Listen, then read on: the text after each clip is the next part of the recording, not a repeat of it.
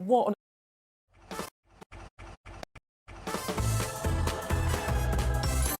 I think the ayes have it, the ayes have it. What on earth just happened? Well, what you saw there is a government in full-blown retreat. It might not have looked like it, but make no mistake, this was a humiliating defeat, because not only do the government have to disclose all of the Mandelson files, but they don't get to decide which bits of it to hold back in the name of national security. They have to hand that decision over to the Parliament Intelligence and Security Committee. And who forced them to do that?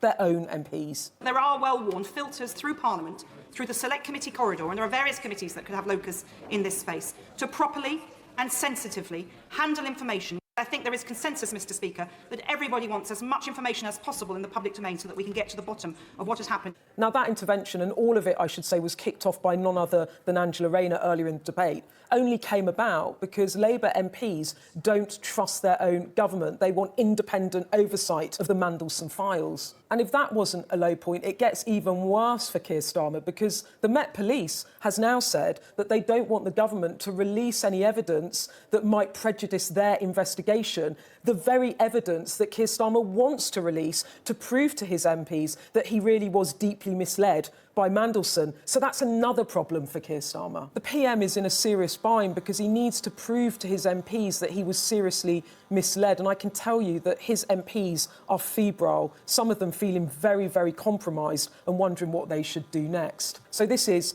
a huge scandal. It's potentially the biggest political scandal of this century. How on earth did we get here?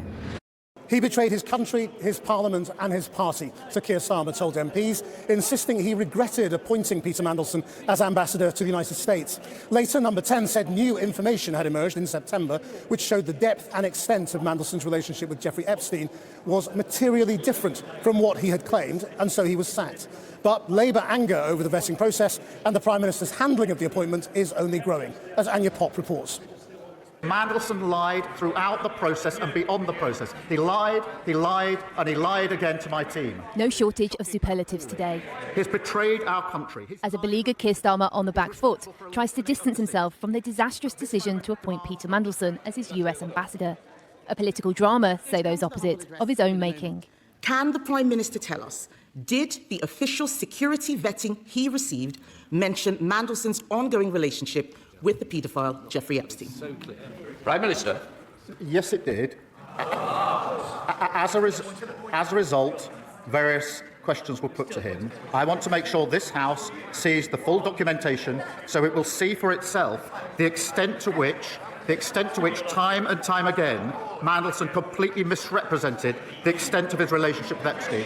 The government tried to get ahead of a Tory motion to publish all communications relating to Lord Mandelson's appointment, promising to release them, but tabling an amendment to exempt anything relating to national security or international relations.